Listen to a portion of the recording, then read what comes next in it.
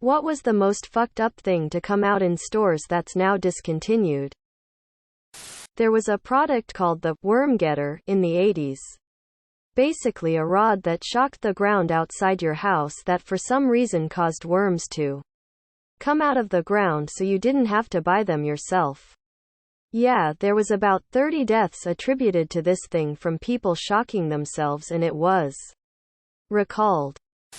Many shoe stores used to have fluoroscope X-ray machines for customers to see how well their foot fit into the shoe they were trying on. They were often unshielded and were highly radioactive.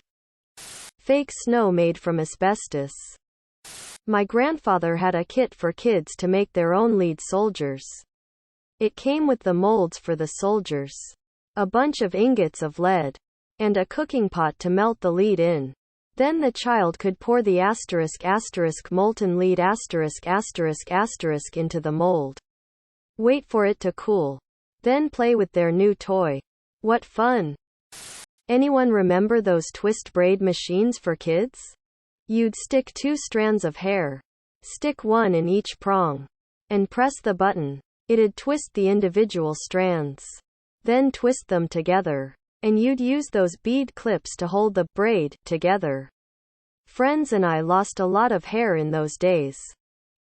During the First World War, department stores, including Harrods, sold kits containing syringes, needles and tubes of cocaine and heroin. It was promoted as a present for friends on the front line. Shoot up to make life in the trenches more bearable and alleviate the horrors of war. Quote, what gaming hill are you willing to die on? Deadware, or Dead Games Online, should become open source for the hardcore fans and developers who still care. The game could just need a little outside creativity and could come back to life. And the developers of said extras deserve praise, compensation.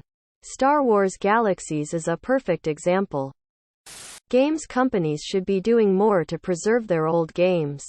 So much is lost when old games are locked to dead platforms.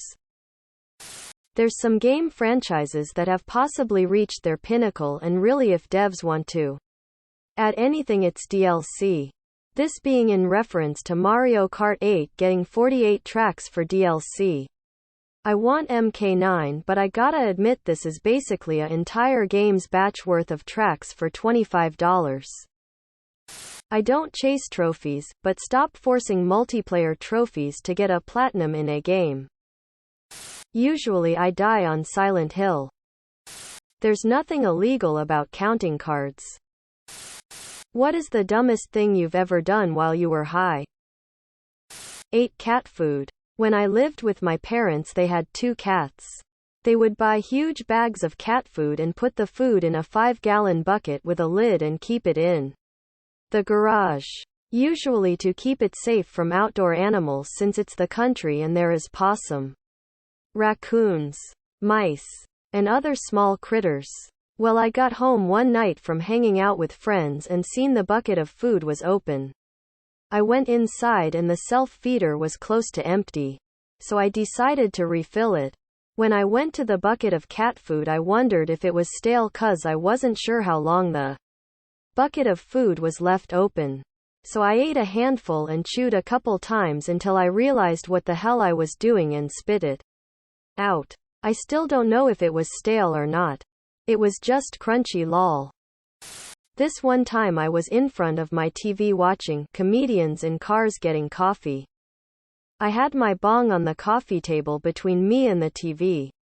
I am seeing Jerry Seinfeld driving someone in New York, and suddenly I can see a cop car joining their lane behind them. I quietly and slowly took the bong down on the floor so the cops can't see it. Laughed at the popcorn ceiling because they looked like nipples to me. I'm a 40-year-old woman. I was typing on the computer and kept trying to make the numbers uppercase because I couldn't figure out why I was just getting %. Plus. One time when I was in high school, my mom went grocery shopping and of course I used her time away to smoke a joint. When she came back with the groceries, She called me out to the car to help bring them inside. I put some Visine in, slipped on my flip-flops and headed for the car. As I'm bringing the groceries in, maybe 2-3 bags at a time. I'm bringing them all the way to my bedroom instead of the kitchen. My mom locks the car, walks in the kitchen and says, "Where the hell are the groceries?" I'm standing there, eyes bloodshot because the Visine didn't kick in yet, like, quote, "Oh shit." A sober friend put the other hi guy's phone in my bag. I found it funny, so I left it there. I completely forgot and took it home with me. Later on, an alarm goes. So I go investigate and then find the phone. Tried to tell the guy and called his phone. The phone that was in my hand. What's something your parents did that you'll never forget? My mom was diagnosed with terminal brain cancer. My driver's exam was on the same day we had to check her into the hospital. Knowing that she would eventually die there because she was deteriorating quickly. I took her to the hospital. Went and took my test. Then went back to the hospital to see her. She had a card and flowers for me. In her fear, pain and confusion, she was still so focused on being a good mom and making me feel special. I miss her so much. My father has always struggled because he felt like he could never give us enough that he wanted to. He has some chronic health issues and has never made a ton of money. But I have no complaints. I love the man and he's given me a wonderful life. So that's the preface. When I turned 21, he gave me a marble painted like a globe and told me it was because he wanted to give me the world. When I was way little, my parents took me to Toys R Us on my birthday. My dad had been working a lot and was airways exhausted, so I thought they hadn't had time to go buy me something. No big deal, I understood. We walk into the store and my mom grabs a shopping cart, then my dad looks at me and says, "Go." Quote. Now this confused my child mind, so my mom explained, "Go get what you want." Still confused, I ask, "I can get anything?" Quote. To which my dad replied, "No. You can get whatever you want and I'll tell you when to slow down." Confused by this statement, I slowly walk over to the video games and pull a ticket for a Sega Genesis, and my parents say, "What games are you going to get?" Quote. Slowly I select 4 games for the Sega and 2 for my SNES, keeping eye contact with my parents. I am just shocked and confused at what is happening. Then my mom goes, "Oh, you should get some Legos too." Quote.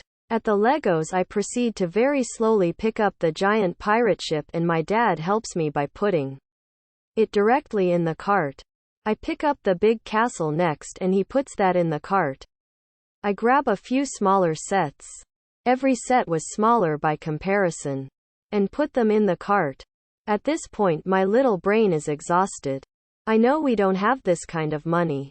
And this is early 90s money. 'Cause my dad is a mailman and my mom is a stay-at-home mom. Made Halloween costumes from scratch for me. I just couldn't let myself spend any more money, so I said, "I want to go home now." My mom goes, "You're done?" Confused look on her face, "Are you sure?" Quote. I nodded yes and said, "This is enough." I never heard no or all right, time to slow down.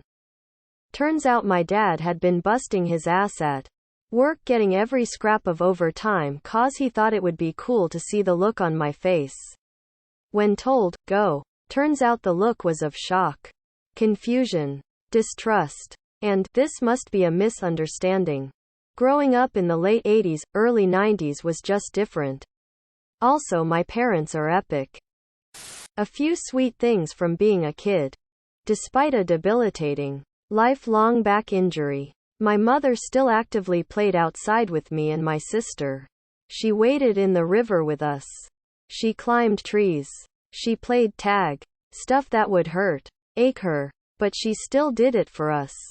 My dad, who worked full-time, almost every evening he would take me and my sister to the park, swimming, the library to get books and movies. Those 2 things really stuck with me in hindsight as a grown adult. They made real, difficult true effort to give me and my sister a good happy childhood. I feel really grateful to have them both less than 3. When I was 12, Dad took me to Disneyland on a weekday off-season, and toward the end of the day the line pretty much disappeared from Space Mountain. So we spent the last hour before park closing riding it 5 times in a row. My father would always go to great lengths to support what I was interested in. When I was 7, I had an obsession with pirates.